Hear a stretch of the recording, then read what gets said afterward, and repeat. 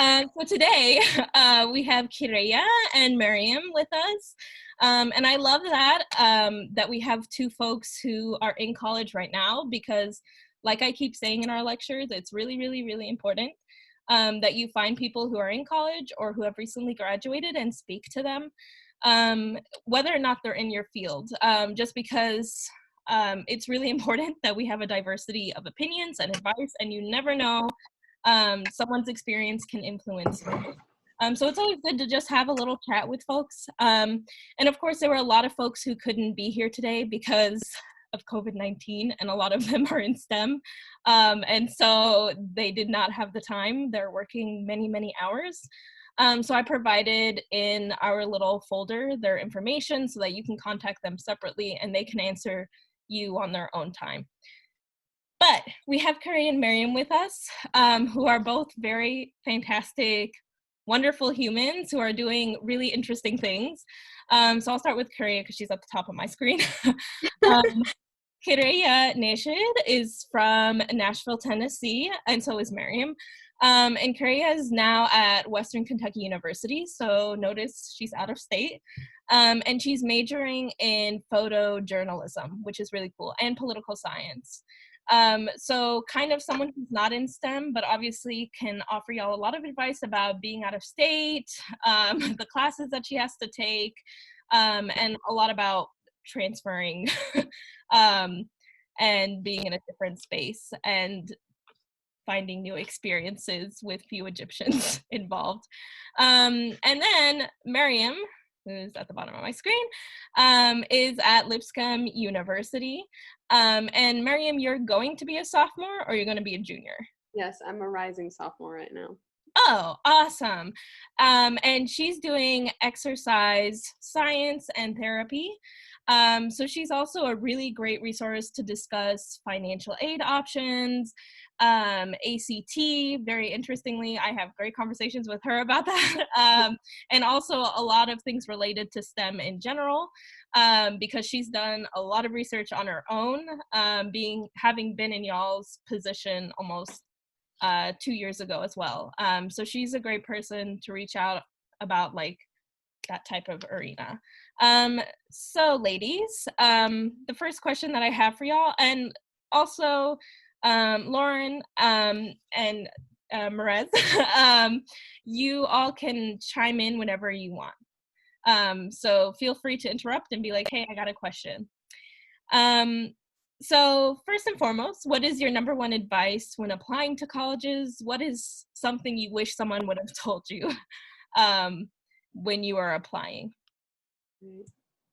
I think something that I wish someone would have told me is that it's okay to have lots of questions and be as, skeptic as you can be, because you're paying a lot of money to go to these universities and beyond. So no question is a stupid question. Don't be embarrassed to ask your financial aid counselor or anyone really that you're in contact with at the universities you're applying to any question. Even if you don't know the system, ask. Because the more you ask, the more you know, so you won't make mistakes. So, just don't be embarrassed to ask. And even if it seems like a dumb question or you're pretty sure you know the answer, ask anyways. It'll help you in the long run, for sure. My advice would be, and this is what I did, and I know a lot of people don't do this, but don't apply to so many colleges, because like when you apply to like 15 to 20, then like in the end you're really torn when there are chances that you get accepted to a lot of them. So I would say slim it down to 4 to 8, because then it's easier for you to just choose between it. And then also, like, even for those colleges that already accepted you or haven't yet, follow them on social media, see where they're going to be. I know Cool Springs every year does like a college fair where they bring like hundreds of colleges. I don't know if they're going to do that this year, but like they're always like college representatives. And like my advice would be same as Miriam, go and ask questions. I was definitely like, I was too scared to go up and like actually ask questions. Like I was really shy talking to them. So like, don't be afraid to go up and ask questions. Yeah. Awesome. what is y'all's number one advice about college, like experiencing college? Is there something that's probably hyped up or overrated, something you didn't expect, or something you wish you had better prepared for? For me, on a more social aspect of college, I would say branch out, make lots of friends. Because I know a lot of people, especially in STEM and a lot of science majors, we tend to stick together because our classes are so time consuming. Because we have to do extra labs, more hours than other people. So I know that it could be very easy to just have science friends, but don't do that because that's not going to help you in the long run. Because you want variety in your social life, because you don't want to be stuck talking to someone outside of class about chemistry homework. You want to also talk just about regular things. So it's okay to make other friends that are in your major, but just make sure you have a lot of variety. And you never know when you'll need them, because you never know. Maybe you'll have to take some weird gen ed. I have to take Bible gen eds. Sometimes I need help. There are Bible majors at our school. They're a great resource. So branch out, make friends. And on the more academic aspect of things, don't let your social life take over. I know it can be very tempting in college because you have so much free time that you never had in high school. You can drive now, maybe live on campus like Kira, and you don't have parents around, you have anyone bothering you. Don't let that don't let that get in the way of your academics. Remember what you're there for. Because again, like I said earlier, you're paying tons of money for this. Don't have to repeat a class because that's money out your pocket at the end of the day. So focus. And I know it can be hard and very tempting to go out with friends every night, but don't do that. Set aside time for yourself to study and take it seriously. And it'll help you in the long run. Yeah, I would say, it's so basic, but literally just don't worry. If you're worried about it now, you're going to figure everything out in college, the first week that you're there. And if you're worried, academically or socially, there's plenty of things on campus. No one wants to see you guys fail. So, there's people, your professors are going to help you. There's plenty of people that are going to help you. And socially, I recommend joining clubs. I know that most Tennessee colleges have the OCCM and stuff like that, but you can branch out and make so many friends and Can you tell them what OCCM is? It's the Coptic campus ministries. I know they usually I feel sometimes Abunas get involved, and it's just all the Coptic people that go to the church that all get together. I think they have spiritual nights and things like that. Obviously they don't have it in Kentucky because it's a Tennessee thing. I wish, but and I'm not going to any of the every school has different campus ministries, but I'm not going to go to any of the American ones. So, but yeah, so there's always things on campus that will be beneficial for you. So I'm glad you brought up OCCM because that's kind of what I was talking about with the whole branch out thing too. Exactly like you said, you're going to have people just like you right in front of you, but don't go down that road.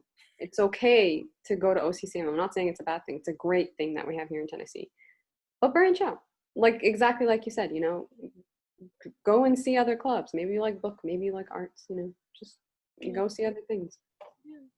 And real quick, can y'all explain what your majors are and why you chose them? Kira could go first because I know her. Okay. So photojournalism, it's a mix between obviously photography and journalism, but it really teaches you how to tell stories through different mediums than just writing. So and I'm not just learning photo, I'm learning film and things like that too. So I'm going to hopefully when I graduate be experienced in all those different realms. Not everyone that graduates goes into photography or anything like that. So yeah, that's what that is. For exercise science, it's a pretty rare major, I want to say. It's not found at a lot of universities. So it's kinesiology, and those two things are kind of the same, exercise science and kinesiology. And it's basically the study of movement. No, you do not have to exercise or take exercise classes to be an exercise science major. you're not gonna like run and work out all day. That's not what it is. It's actually, most people who are kinesiology and exercise science majors are actually trying to go to occupational therapy or physical therapy school. Like myself, I'm trying to be a physical therapist. So it's really about body movements. So you're gonna have to take a lot of classes about physics and anatomy, physiology, biology. Those are some of the prereqs for PT school, but they're also just required for you to understand your major. Because again, you're learning how the body moves, why it moves the way it does, how to correct it if anything goes wrong. A lot of exercise science majors are athletes. I'm not, so you do not have to be one in order to be an exercise science major. And it's actually a very difficult major. Don't be fooled by the name. We have as many hours as the next person. So you will have to do labs and everything. It's not just a group fitness major. Can you explain what lab is? Yeah, because I did not know coming in, and I had to discover. So Yeah, I didn't know either. even though the name sounds obvious, but it's not. I It's mean, not, it yeah. is, but it is It's not like high school. You know, in high school, how they would set aside a day in bio class to dissect a frog, right? Like one day, right? That's not what lab in college is. So basically, you have your lecture class. So like, I'm going to give you an example, right? For our chemistry class, we have a lecture class that is 3 hours a week, right? 3 credit hours, you know.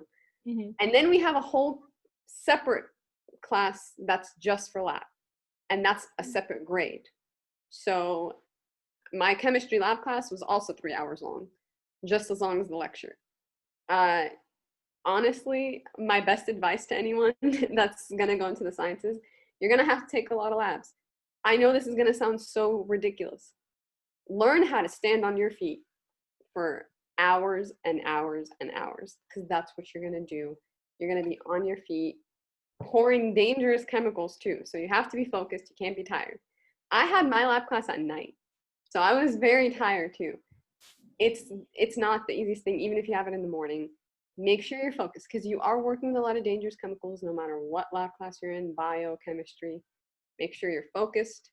The equipment is expensive, so don't break anything. But if you do, it's not that big a deal. It usually comes out of your expenses anyways, so they'll just replace it and you don't have to pay most of the time. So be careful. Eat before, drink coffee, whatever you need to stay focused, because you're going to be on your feet for a long time in those labs, and you're going to have to be very, very focused, because this is a grade. It's not just for fun like it was in high school where we would pour some chemicals together maybe, or a teacher would do a demonstration. It's not like that. You have to do it on your own most of the time. So the teachers aren't going to do it in front of you and then you have to do it. Most of the time you have like a paper, you print it out before lab class.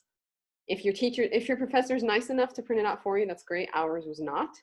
We have to come to class prepared with our own sheets, had to read the lab beforehand. We literally just showed up, put on our aprons and goggles, and got to work.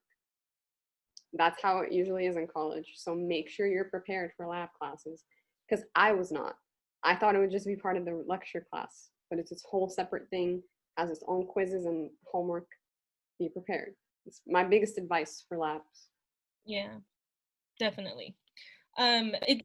I would just tack on there that a lot of the reason that people in the sciences have lower GPAs in college than people in the humanities goes into this whole lab thing. So it's very, I don't want anyone going into college and then being like, oh my God, I had a 4.0 in high school and now my GPA is like a 3.3. Like that's pretty good if you're a biology major to have a 3.3 GPA versus like someone in the humanities who has like 3.7, 3.8.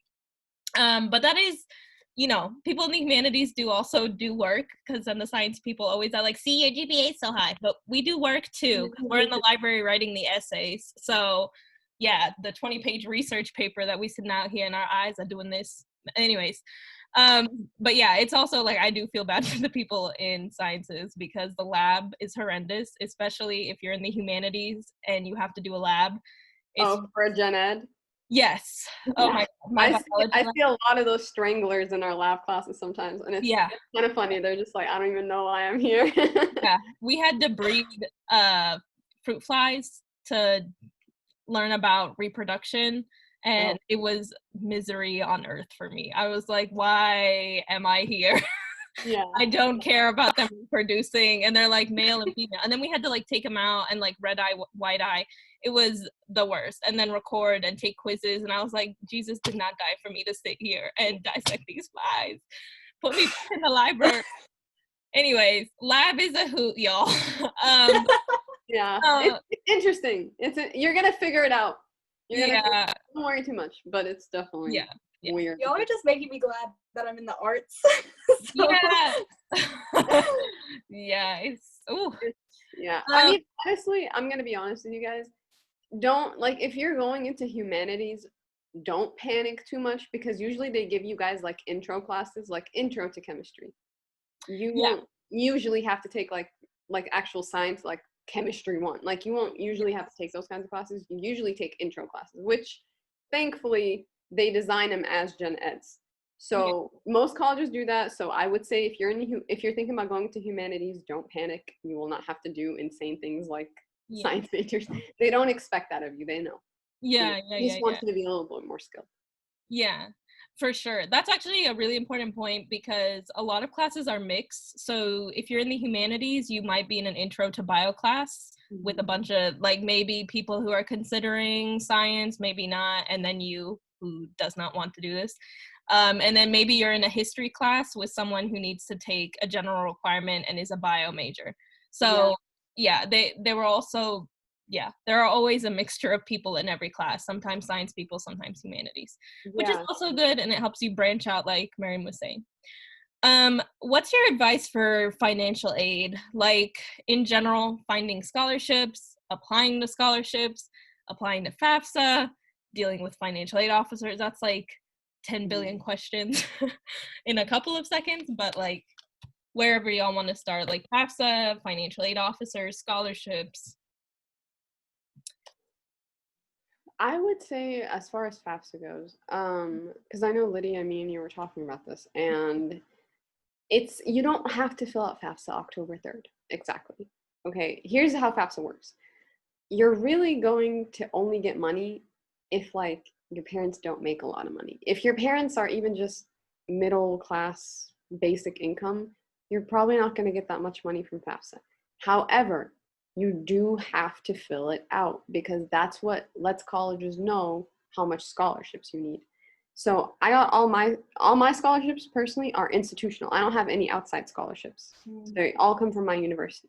But I have to fill out the FAFSA every year if I want those scholarships renewed. So do I get money from the government? No. But that FAFSA is important for me to get my institutional scholarships. But because I don't get money from the government, I do not have to fill out the FAFSA exactly October 2nd because I know I'm not going to get money from them anyway. So it's not a first come, first serve for me, right? It's just paperwork on my end.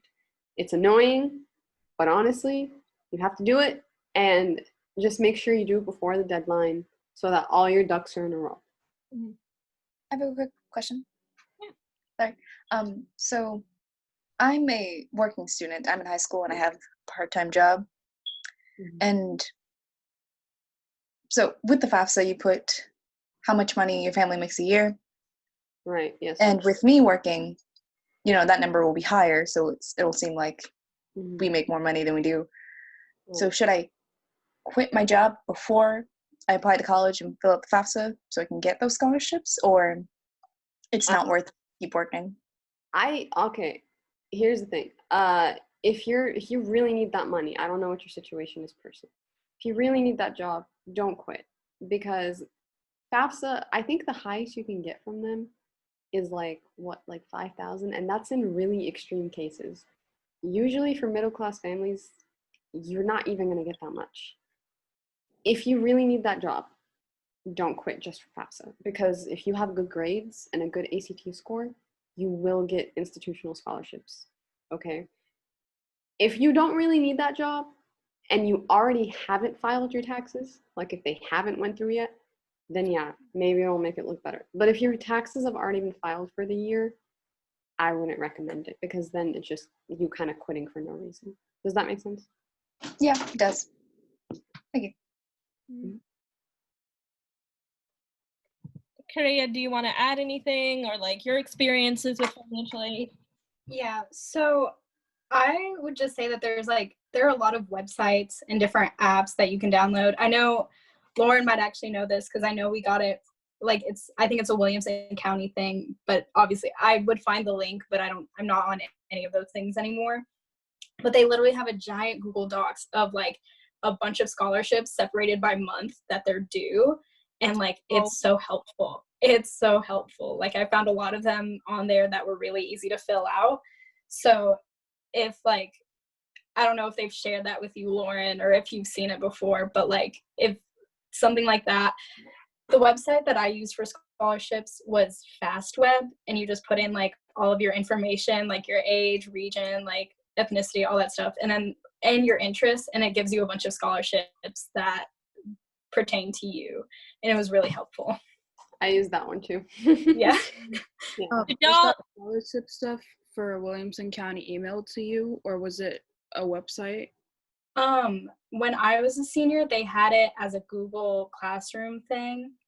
Oh. So I really have no idea. I can actually, I definitely would not be able to log back into my high school account, but I don't know. I'm sure you could email a counselor and they probably still have it somewhere, but yeah.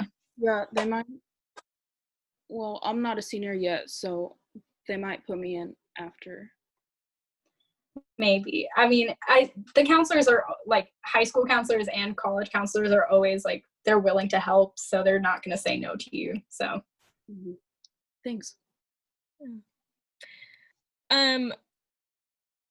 What led you to, I guess we kind of answered this, but what led you to choose your major, or like career path? Like what interests you in it? Do you feel like you have a natural personality for it, or like, yeah, like I felt like Miriam was like, I feel like I make a difference in people's lives and how they get the diagnosis. I know y'all haven't even started your careers yet, but a little bit different, but yeah. Actually, Miriam Buttigieg's PowerPoint was super important because it shows you in the healthcare field, it's not just doctors meeting patients. The process is very lengthy. It does have to go to a lab. Then if you need surgery for whatever reason, you need to go to a surgeon, you need to see a physician. And then most of those people, after they're done, they come to me, a physical therapist, because something happened and they need to learn how to move again, or they're having just everyday pain or anything like that. I chose physical therapy because you can work in a hospital or a private practice, just like doctors. And you do actually get a doctorate in physical therapy. You have to be a licensed doctor to work as a physical therapist. And what I liked about it is that it's just very fulfilling. You get to really help people rebuild their lives, literally, because they went through a major change with whatever happened to them. They might have been in an accident. They are probably just old age, things like that. And I just really wanted to help people in that sense, you know? Very hands-on. Yeah, it's a very, very hands-on thing. And I've been to physical therapy, actually. And they're very kind, and they really are genuinely there to help you literally get back up, like, you know. And I just thought it was very nice because a lot of people don't think about the aftercare of when you go see a doctor, or the before care, like Miriam Buttress. Like, that's a very important aspect. Without lab work, we wouldn't know what to do. And you know, as important as it is to be a doctor, it's also important to view other things in the healthcare field, especially research. Like, especially during this time, this COVID-19 pandemic, researchers are going to be our rescuers. They're the ones that are going to develop treatment and vaccines. Yes, doctors are taking care of the sick patients, but those researchers are essential to us getting out of this. So the reason I chose physical therapy too is because it is more rare. People don't go into it as much. Our job growth for our field is 25%, which is like unheard of for any other field. So I would say consider other aspects of the medical field, because being a doctor is not what it's all about. You can help people in a variety of ways in the healthcare field. Yeah. It's not just a medical school and then you're done. Like, there's so much more you can do. Yeah, and I think a lot of people always complain about how long it takes to get an MD, because it is a very brutal process, and there's a lot more ways where you can be just as helpful for people in less time. Still the same level of brutality, but less time, and you're helping people in a different way. Honestly, the best advice I got when I was looking into all this, someone who was an admissions counselor at a medical school came and talked to us. And he told us one very basic thing. Don't go into it for the money. You're going to be in a lot of debt. Yeah, you're going to be making a lot of money, but you're going to be in a lot of debt. So you're really in it to help people. Like, that is your true want for going into this. I want to help people. I want to help them get better. Don't go into the healthcare field for the money. You can make money in so many other ways without all that heartache. Yeah. So make sure this is really something you want to do. And, you know, Miriam Butcher's very smart because she recognized, hey, I don't want to be hands-on with patients. I'm cool being behind the scenes. And she went into lab work. I, however, was like, I actually want to be very hands-on. And I went into physical therapy because you take months with that patient. So it all depends on what you want to do. And again, do not go into this for the money. You will be out of money more than you will be making. For sure. Yeah. Yeah. Korea? Yeah. So I've always been interested in photography, and like honestly, like when I was younger, I wanted to go into the medical field, but then like at one point I just like realized like my heart's not completely in it, but my heart was in photography. So like I didn't want to take the easy way out when I got into college. So like I heard about photojournalism, and I've never practiced or learned about photojournalism. Like I never did any of those things in high school. So I just thought that it was a good opportunity of like learning something new while also like enhancing a skill that I already have. And then it gives me the opportunity to like go around travel the world, hear people's stories and learn new things, which is something that I've always wanted to do. And it gives me a really interesting way to do that. So yeah, definitely. Y'all should hit up her Insta. Her photos are really nice. And photojournalism is really awesome because you could do like a bunch of stuff because everyone needs someone who can take a photo. Newspapers, all these documentarians, like all these YouTubers, like it's becoming the new thing, especially now that we have Instagram. And I know so many businesses and corporations now that need someone to handle their social media. So yeah, which is really funny because like a lot of people just talk about it. They're like, oh, that the news industry is a dying business, and it's like there's so many other things that like definitely, yeah, for sure it's transforming, and it's leaning towards photos and like images. So I feel like you're in a prime media in general. Yes. So yeah, for sure, that's a really interesting one to keep in mind. So if folks are having a difficult time choosing a minor, what do you suggest? Should people even have minors? What minor is best? Do y'all have minors? What is the situation? Political science is my minor. So you're not a double major. You're no. Oh, okay. I thought you were a double major. Okay, good to know. Why did you choose poli-sci as your minor? So it's like a combination of two different things, which is like whenever like I've helped people with like their minors, it's like just like my ideal. So I've always been like interested in political science. I've been doing mock trials since like junior year of high school. So like I've just always been interested in like law and different things like that. So I just found it as like a good way to like, it complements the photojournalism while also being something that I'm interested in. And so like I've helped like a lot of my friends like talk about like figure out their minors. Like one of my friends is doing computer science, but he also wants to like work on video games. So his minor is computer animation, which is like, it's really interesting. And it's something that like he enjoys and also complements the major. So I just think that mix is really important when choosing a minor. Yeah. Here's the thing. For a lot of science majors, it gets pretty complicated when you want to do a minor. Because I know at least at our university, our majors are at least 70 hours, which I know you guys don't know about credit hours a lot, but for college, that's a lot. Like the average major is about 40 to 60, so we have 70 hours. So if you can fit a minor into your schedule, you don't have to necessarily, is what I'm saying. Because a lot of science majors already fill it up with a lot of variety.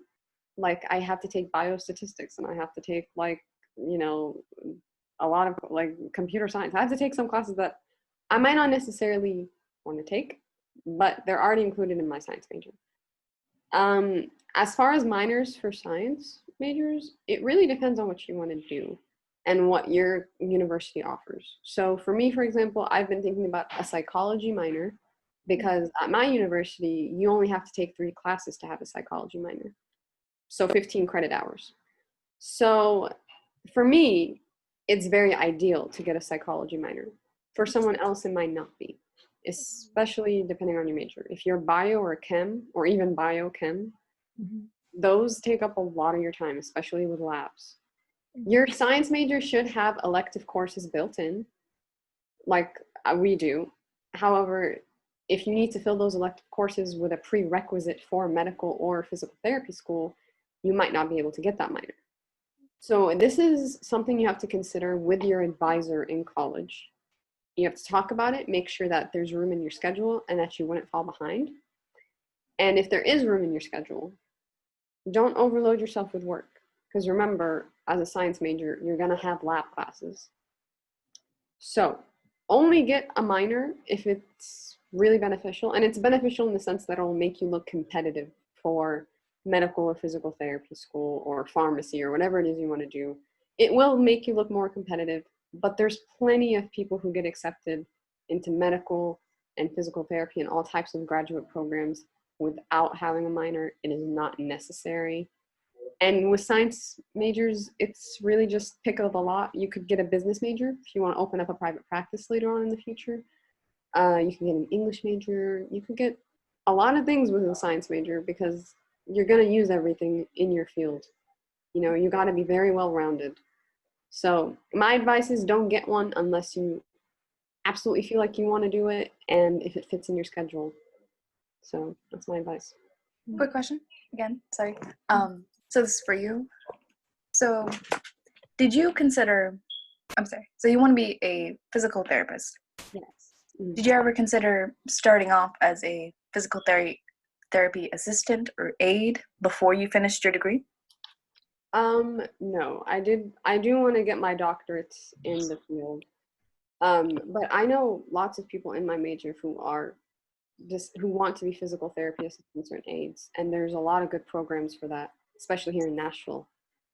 And they're helpful. You're gonna get a job for sure. Like I said, the physical therapy market has insane job growth because we're very rare all over the country, no matter where you go.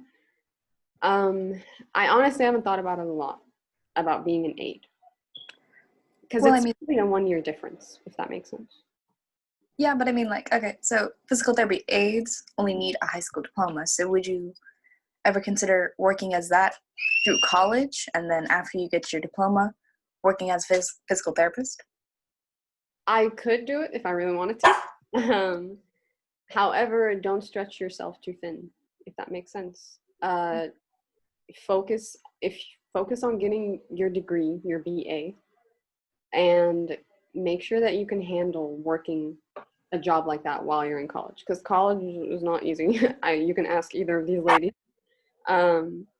If you can handle it, then that's awesome, because that'll make you look more competitive for graduate applications, of course, you know.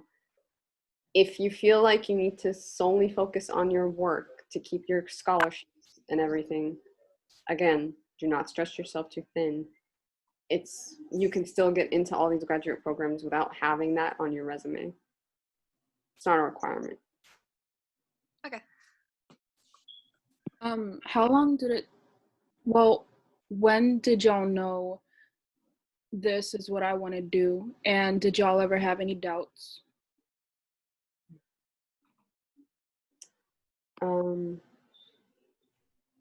Well, funny story, it's funny that you asked that. I did start off as a biology major, and I did want to go to medical school at first. However, like I said, in college, you're going to quickly realize what you like and don't like. So I realized I don't want to live my life in a hospital, because that's what a lot of doctors do. I want to have my own personal life and be a doctor. And that's how I got into physical therapy, because it's still very hands-on. I get to help people. You get a doctorate, but I get to have a life outside the office. And I think that's personally important for myself. And it was a very big decision to switch. It took me 3 months to decide and make sure. And I talked with a lot of people in my department about it, you know, like the head of my department, my advisor, everyone. So make sure you know what you're doing. Make sure that whatever it is you're switching to, you want to do. Maybe take an intro class to that major to figure it out. That would probably be my biggest advice. Yeah, I mean, I like had my mind set on Western Kentucky photojournalism. Like I've had that set since beginning of my senior year. So like I just like worked hard to like make sure that I was prepared for it. And after my first year, like I realized like I know like maybe like the science majors aren't going to have to deal with this, but we have to deal with like a lot of critiques, like putting our work in front of everyone and having like people like say like the good and bad things. And it like it hurts. Critiques suck. So like and it definitely that stuff made a lot of people drop. The fact that like you have to go out and like surprisingly it's journalism, you have to interview people, you have to talk to people, that scared a lot of people away from it. And like I will say like I did doubt myself for a while. Like I was just like I'm not as good as like some other people. I like get really like tense or really nervous whenever I want to talk to someone. But like this might be kind of toxic, but I put myself like in a mindset where I'm like I can't see myself doing anything else. Like I can't imagine myself doing anything else with my life. So I have to stick with it. I have to fight for like to make sure that I turn out the best by the time that I graduate so I can have those like the job opportunities that I've dreamed of. So yeah. And by the way, guys, don't be scared to switch. I think the statistic like what 6 out of 10 college students switch their major in their freshman year. Do not be afraid to switch. It is not that big a deal. As long as you know early on enough that's not what you want to do, if that makes sense. Like don't switch in your senior year or junior year, obviously. But the nice thing about college is they know a lot of people switch. So what most colleges do is they fill your schedule with a bunch of boring general education classes that you have to take. I'm sure everyone here, all these ladies have had to take them. They are boring classes, but the nice thing about them is that it gives you room to switch majors without having missed out on a lot of classes required for your new major. So I would say figure it out like freshman, sophomore year, because at that point it kind of gets too late. So, but again, don't be afraid to switch. It was the scariest decision of my life. Like literally, I was terrified. I was sitting here thinking, I'm being flaky. I don't know what I want. Just figure it out. It will come to you, I promise. Yeah. So we have about 10 minutes. I have more questions, but I wanted to open up the floor in case y'all wanted to steer it, ladies. Okay, let me ask this question. Say I have a low ACT score. How can I get the best deal from colleges? How can I make my application look its best?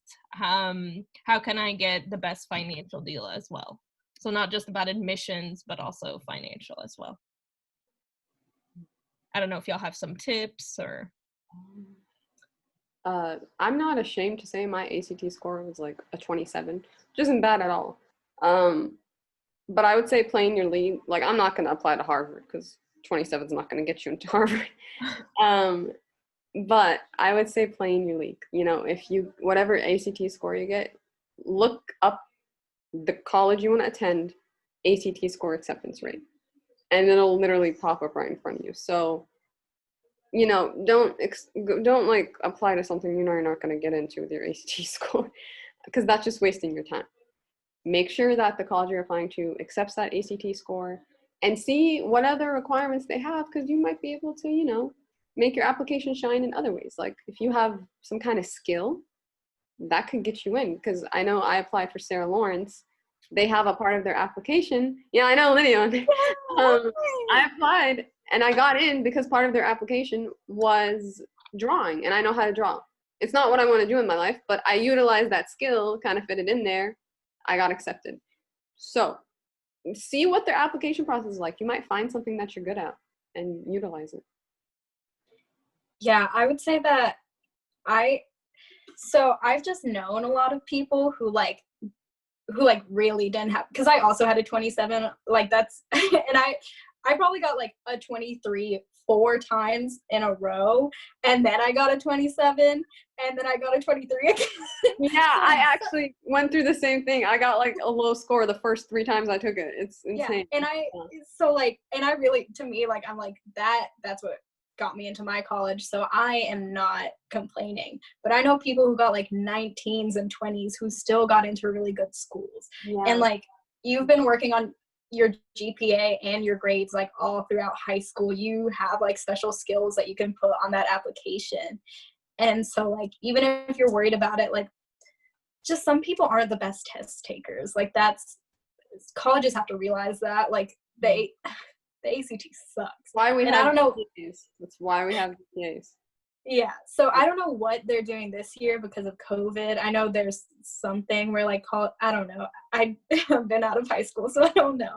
But like, I'm sure they're being easy on y'all. But like, if you work hard enough to get the ACT score that you want for like the one college or the couple colleges that you want to get into, and then just like, hold on, I forgot what I was saying. Once you get like that GPA that you want for those colleges, work on the financial aid so you can get money to make up, because like obviously the higher ACT, the more money you get. So you can make it up through scholarships and different things like that. Yeah, definitely. That's where your resume comes in handy. I want to ask Kireya about your experience being out of Nashville, because I know this is a big discussion in our community of like, oh my God, Sipti Mama. So like, what is it like living on campus? What's your experience? Because I know you come to Nashville often on the weekend. So like having that kind of mixture as well. So commuting on the weekends, yeah.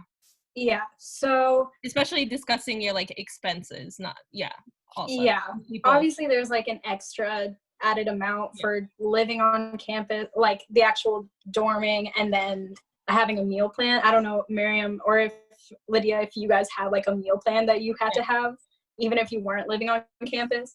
But like, those are like added expenses. But like, to me, for my certain situation, it wasn't that much. Plus, not to be a plug for WKU, but for certain counties in Tennessee, I think it's a majority of them, I know it's for Williamson County, probably for Davidson County, if you go to WKU, you get in-state tuition. So, wow. So, not to be a I wish I would have known that. So, yeah. But it really, like, it was a scary change. Like, you're alone for the first time. You're in a place that you don't really know. Like, had never been in Bowling Green, much less Kentucky before. So, like, it was a really scary thing. But once I got used to it, like, luckily I knew my roommate from high school, and I had friends that like came from me from high school. So like, I was very set when I first got there, and I was very comfortable. But like, I also like, I just got to know people, started talking to people. A lot of people come from Tennessee from there, so like, got to talk to those people. And also just like, you're away, so you have your car, so you can just drive around, see the things that are in the town, get familiar with it. And that really just like, it like, just make it your home. And obviously it's scary, but like, I talk to my mom and dad every single day. I FaceTime them while I was walking to class in the rain and the snow and everything. Like, so really, like, it felt like I was just at home. Yeah. And it was fine. Mm-hmm.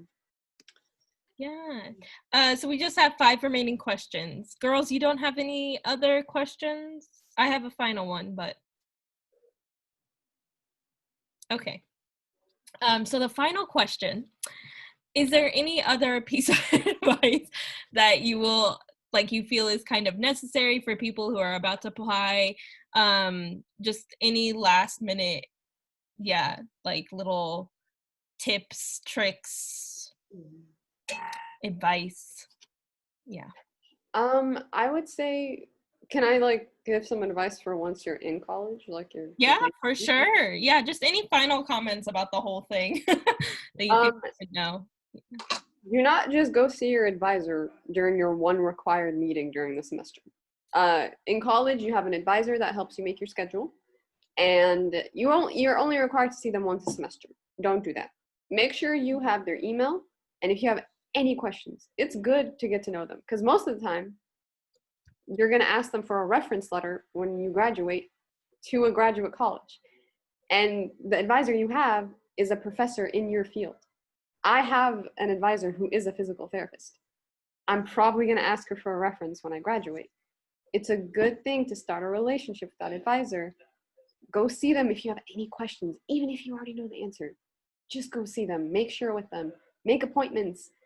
Anything you need, go to your advisor. They're going to be your best friend during college. And like I said, they will be your top reference. They know you the best. They know the classes you took. They know your grades.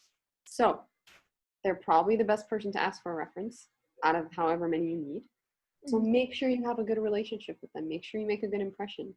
Before you go to every advisor meeting, have a schedule laid out, just ready, so they can see that you're serious. So they can see that you're, taking initiative and really putting your work first. So I would say that's a really important aspect, and I wish someone would have told me that. Kind of had to figure it out on my own, but Yeah, it's fine. But just make sure you know your advisor well. And if you don't like your advisor, you can request a different one. Yeah. Don't feel bad. It's in your best interest. Mhm. I got a different advisor when I switched majors. I love my new advisor. Seriously, it's completely fine to switch. It doesn't hurt their feelings. We're all professionals in college. So make sure you're doing what's best for you and not what's best for someone else's feelings. Sorry, real quick. Mhm. What's the biggest way college has mentally challenged you? I feel like Kara can answer probably this better because she lives out of state. So, Yeah, I would say that being changing locations so drastically so soon. I remember for the first 2 months, it felt like a summer camp. It was weird. I was away from home. It was so drastic. And so it definitely took a toll on me. It's not home. It's not Nashville. And especially coming from Nolensville, which is so small, it was so drastic. So, and luckily my teachers in my high school classes prepared me really well for college. A lot of my intro classes felt easy. I had professors complimenting me and I was like, me? Why? I don't know how. The same stuff that I did in high school and got 80s on, I got praised for in college and got 95s. So it's it was honestly very mind-boggling to be so I've been doing the same thing, but it's easier and I'm getting graded easier in college. It was so hard for me because I was what did I do wrong in high school? But really, you just have to put yourself in a mindset and be I'm better than I am. Just know that college really isn't going, your first year of college isn't going to be that bad. It isn't as scary as everyone makes it out to be. Yeah. So, yeah. I would, just going based off what she just said, I thought I would do awful in college because I heard it was always so hard, even though I did really well in high school, But then when I got to college, I realized, wait, it's actually not that bad. People make it seem so scary. You're gonna do fine as long as you study and do your work, just like what you did in high school. I'm sure all of you ladies on here are very headstrong and you do your work and you take initiative. Keep that same energy when you're in college, and it's gonna get results. And in my case, the grading scale at my college was actually easier than the one at my high school, surprisingly. At my high school, you had to have a 93 to have an A. In college, it's just a 90. So you'd be surprised. Some things are a little bit easier. You don't have as many tests in college. You usually just have a midterm and a final. So as long as you keep up most of that homework that they give you, you're taking off a lot of that dead weight in the class. So like I said, just exactly like she said, you'd be surprised how good you actually are when you get there. Yeah. So don't feel discouraged. Yeah, thank you, ladies. I think you provided a lot of great advice and experience and narrative here.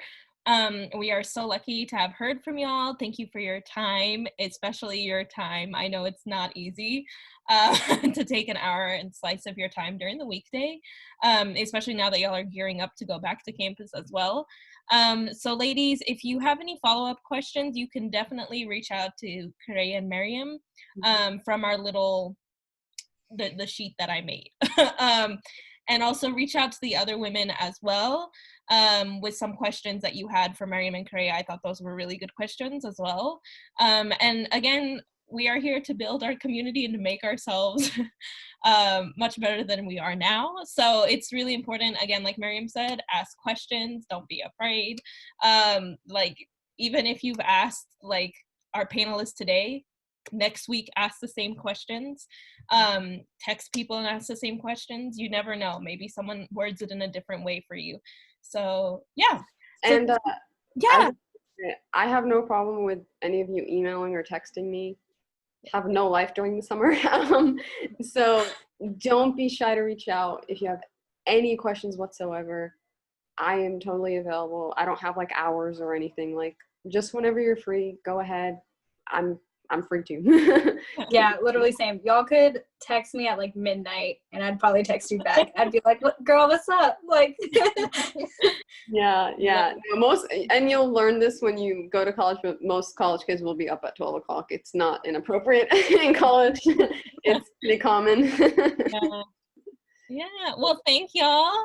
And we'll see y'all hopefully next year. We'll do another panel or sometime soon. So thank you for Thank your you so much time. for having us. Yeah. yeah, thank you. Yeah. Bye. Bye.